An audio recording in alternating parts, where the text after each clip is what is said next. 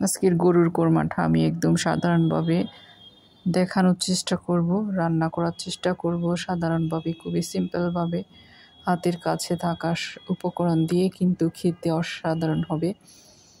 আলহামদুলিল্লাহ, আজকের কোরমাটা এত বেশি মজা হয়েছিল। আশা করি আপনাদের কাছেও ভালো লাগবে। রেসিপি ভালো লাগলে প্লিজ লাইক কমেন্ট করবেন, সাবস্ক্রাইব করবেন, আমার চ্যানেলের পাশে থাকবেন। বেশি ভালো লাগলে একটা শেয়ার করবেন। তাহলে চলুন দেখে নিই। যে আমি এই গোস্তটা কিন্তু ফ্রিজে আমি ধুয়ে রেখেছিলাম, তাই একটুখানি বরফ হয়ে আছে আর কি। গরুর গোস্ত কোরমার পিস করেছি বড় বড় করে। আমি এখানে 7টা পিস নিয়েছি, যেহেতু আমার ফ্যামিলিতে আমরাই আছি, সেই হিসাব করে নিলাম। টক দই দিয়েছি প্রায়, এখানে আমি হাফ কাপ টক দই দিয়েছি। লেবু রস দিয়েছি 1 টেবিল চামচ। বড় বড় 7টা পিসের মধ্যে আমি 1 টেবিল চামচের মতো লেবুর রস, আরও বেশি হবে। আর হচ্ছে টক দই দিয়েছি হাফ কাপ। এটা একটু আইস হয়ে আছে, যার কারণে আমি একটু চেপে চেপে এটা খোলার চেষ্টা করলাম। যাই হোক, লবণ দিয়েছি স্বাদ মতো। খুব ভালো করে ম্যারিনেট করে আমি রেখে দিব। এটা প্রায় 3-4 ঘন্টা আমি রেখে দিয়েছি, যেহেতু আমার হাতে সময় ছিল। সকালবেলা এটা ম্যারিনেট করেছি, আমি সন্ধ্যার দিকে এটা রান্না করব। ওভাবে করে ম্যারিনেট করে রাখলাম। আপনারা মিনিমাম 1 ঘন্টা ম্যারিনেট করে রাখবেন। যত ম্যারিনেট করে রাখা যায় আসলে সব মাংস খাবার তত বেশি সফট হয়, মজা হয়। যাই হোক, এখন এসেছি রান্নাতে। একটা সসপ্যানে আমি দিয়েছি সরিষার তেল। আমি এটাও সরিষার তেল দিয়ে রান্না করব, যেহেতু আমি রান্নাটা সরিষার তেল দিয়েই করি। প্রথমে আমি পেঁয়াজ কুচি দিয়ে দিলাম। এটা একটু বেরেস্তা করে নিব। পেঁয়াজটা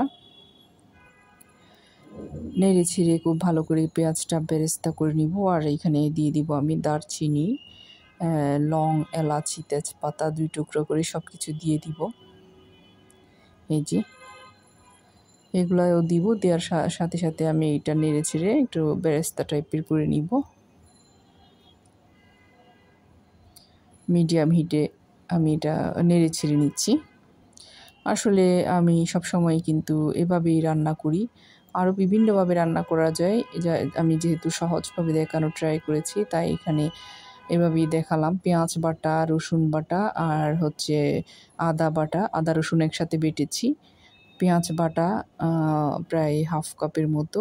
বাদাম বাটা দিয়েছি প্রায় হাফ কাপ হবে। আর আদা রসুন বাটা দিয়েছি প্রায় 2 টেবিল চামচ, 2টা মিলে। দেওয়ার পরে হচ্ছে এখন আমি খুব ভালো করে এটা নেড়ে নিচ্ছি। এখানে দিয়ে দিলাম হচ্ছে এই যে কোরমার জন্য যে মশলাটা করা হয়, সেখান থেকে দিয়েছি উঁচা করে 1 চা চামচ। এটা কিন্তু আর এখানে দিয়েছি কাঁচামরিচ 1 চা চামচ উঁচা করে দিলাম, প্রায় 1 টেবিল চামচের মতো। আসলে কোরমার মধ্যে যে মশলাটা ব্যবহার করা হয় সেটা হচ্ছে জয়ফল, জয়ত্রী, দারচিনি, এলাচি, তারপর হচ্ছে গোলমরিচ একসাথে করে ব্লেন্ড করে এই মশলাটাই দেওয়া হয় এখানে। যাই হোক, একটু পানিও দিয়ে দিলাম, আমি ডেসক্রিপশন বক্সে দিয়ে দিব। যাই হোক, একটু পানি দিয়ে এখন আমি ভালো করে কষাচ্ছি। তারপর এখানে আমি জিরা গুঁড়া দিব 1 চা চামচ, গরম মশলা দিয়ে দিব 1 চা চামচ। এই যে জিরা গুঁড়া, গরম মশলাও দিয়ে দিব। আবার একটু পানি দিয়ে কিন্তু আমি এটা কষাবো ভালো করে। মশলাটা যত বেশি কষানো হবে তত বেশি কিন্তু কাঁচা ভাবটা চলে যাবে মশলা থেকে। এই যে গরম মশলাও দিয়ে দিয়েছি, আমি উঁচা করে 1 চা চামচ গরম মশলা দিয়েছি। আমার গরম মশলাতেও কিন্তু সব উপকরণ দেয়া থাকে, তারপরেও আমি এক্সট্রা করে এখানে যে জয়ফল, জয়ত্রীর গুঁড়া সেটা দিয়েছি 1 চা চামচ। এখন সেই ম্যারিনেট করা মাংসটা আমি দিয়ে দিচ্ছি এখানে। মাংসটা দিয়ে কিন্তু এখানে কোনো পানি দিব না, আমি জাস্ট মাংস থেকে যে পানিটা বের হবে ওইটা দিয়ে মাংসটা কষাতে কষাতে সিদ্ধ করে নিব আর কি। ভালো করে নেড়েচে আমি এখন মিডিয়াম হিটে, প্রথমে একটু হাই হিটে 5 মিনিট রান্না করব। যখন ঝোলটা বের হয়ে আসবে পানিটা, তখন আমি মিডিয়াম হিটে এটা প্রায় ঘন্টাখানেক আমি এটা রান্না করব। কারণ হচ্ছে এটা সিদ্ধ হতে হবে, যেহেতু মাংসের টুকরোগুলো অনেক বড়, তাই এটা সিদ্ধ হওয়ার জন্য আমি বেশ সময় নিয়ে এটা সিদ্ধ করব মিডিয়াম হিটে। আর আপনারা যদি প্রেসার কুকারে রান্না করেন তাহলে তো মুহূর্তেই হয়ে যাবে, সেটা অন্য ব্যাপার। আমি যেহেতু রেসিপি করে দেখাচ্ছি এভাবেই, তাই এভাবে রান্না করছিলাম আর কি। এই যে মোটামুটি পানি আস্তে আস্তে বের হয়ে আসছে, জলের পানিটা। এই যে কিছু সময় পর পর নেড়ে চেড়ে দিতে হবে। মাশাআল্লাহ অনেক বেশি মজা হয়েছিল, কিন্তু পরিবারের সবাই কিন্তু পছন্দ করেছে। আপনারা যদি মাংসের টুকরোটা আরও একটু ছোট করতে চান, ছোট করতে পারেন, সমস্যা নেই। যেহেতু কোরমা একটু বড় সাইজের হয়, তাই আমি এভাবে বড় করে রান্না করলাম আর কি। যাই হোক, এভাবে করে নেড়েচেড়ে আমি বেশ কিছু সময় অফ ক্যামেরায় কিন্তু এটা রান্না করে নেব, মোটামুটি সিদ্ধ করে নিব আর কি। কালারটা মাশাআল্লাহ অনেক সুন্দর এসেছে। এই যে আবার নেড়ে ছেড়ে দিব আমি, কারণ হচ্ছে নাড়াচাড়া না করলে দেখা যায় যে অনেক সময় নিচে দিয়ে লেগেও যেতে পারে, পুড়ে গেলে কিন্তু টেস্টটা নষ্ট হয়ে যাবে। যার কারণে, যেহেতু আমার এই গ্রেভিটা ভীষণ ঘন হয়েছে, কারণ হচ্ছে এখানে বাদাম বাটা, বিভিন্ন বাটা মশলা দিয়েছি, যার কারণে ঝোলটা একটু ঘন হয়েছে, নিচে দিয়ে লেগেও যেতে পারে। তাই আর কি কিছু সময় পর পর এসে একটু নেড়ে চেড়ে দিয়ে আবার ঢাকনা দিয়ে আমি এটা মোটামুটি সিদ্ধ হওয়া পর্যন্ত রান্না করতে থাকবো। এই যে দেখুন, একদম সিদ্ধ হতে হতে এটা কিন্তু তেলটা উপরে বেশি উঠেছে। এখন আমি আবার এখানে কিন্তু একটু ঝোলের পানি দিব, কারণ এটা হচ্ছে মাংস থেকে যে ঝোলটা বের হয়েছে ওইটা দিয়েই কিন্তু রান্না হয়েছে, মানে সেদ্ধ হয়ে গিয়েছে আর কি। এখন আর একটু আমি গরম পানি দিয়ে দিব, অল্প 2 কাপের মতো আমি ঝোলের পানি দিব এখানে। ঝোলের পানিটা দিয়ে আবার কিছুক্ষণ রান্না করব আর কি। ঝোলের পানিটা দেওয়ার পর যে একদম মাখা মাখা হয়ে গিয়েছে, দেখুন তেলটা উপরে উঠে এসেছে, খুব সুন্দর করে মাখো মাখো হয়ে গিয়েছে। কালারটাও মাশাআল্লাহ অনেক সুন্দর হয়েছে। এখন আমি খুব ভালো করে নেড়ে চেড়ে দিচ্ছি।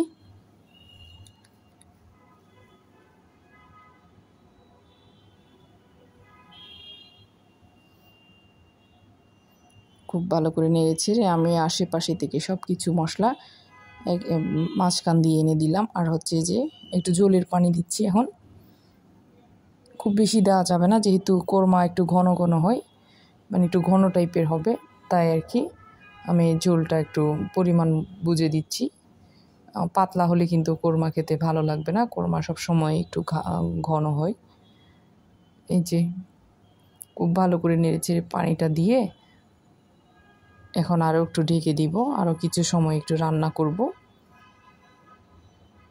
এই যে কিছু সময় পরে আবার এসেছি আমি, এভাবে আসলে উল্টে পাল্টে কিছু সময় পর পর এসে দেখব।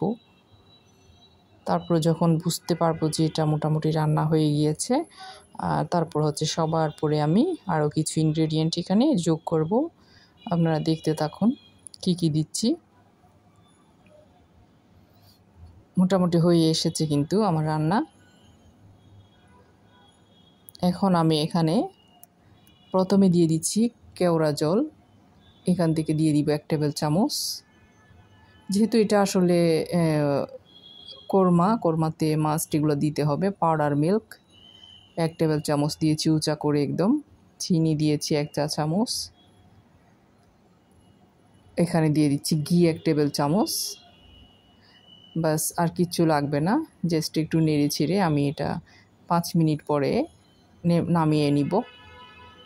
যেহেতু আমার রান্না হয়ে গিয়েছে, আমি জাস্ট এই ইনগ্রেডিয়েন্টগুলো একটু যোগ করেছি এখানে।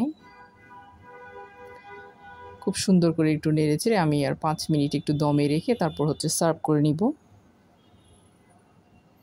এরই মধ্যে দেখুন কালারটা আরও কত সুন্দর হয়ে গিয়েছে এখন, মাশাআল্লাহ। আমি একটু লবণ চেক করে দেখতেছি, এরপরে যে একটু লবণ চেক করে দেখবেন, যদি মনে হয় যে লবণ কিংবা চিনি কিছু একটা প্রয়োজন হবে তাহলে আপনারা দিয়ে নেবেন। এই যে আমার রান্না ডান। এখন আমি এটা একটা সার্ভিং ডিশে সার্ভ করে নিব। যেভাবে ভালো লাগে সেভাবে করে সার্ভ করবেন আর কি। আমি একটা ডিশ যেভাবে করে সবগুলো সার্ভ করে নিচ্ছি, আর একটু দেখাচ্ছিলাম যে ঘনত্বটা, এই যে গ্রেভিটা কতটুকু ঘনত্ব রেখেছি। আর উপরে আপনারা চাইলে পেঁয়াজ বেরেস্তা যার যেটা খুশি সেটা দিয়ে সার্ভ করে নিতে পারেন। আমি একটুখানি চিলি ফ্লেক্স দিয়ে সার্ভ করেছি।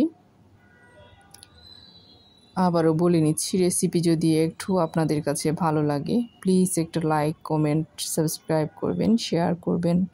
আজ এতটুকু। আসসালামু আলাইকুম সবাইকে।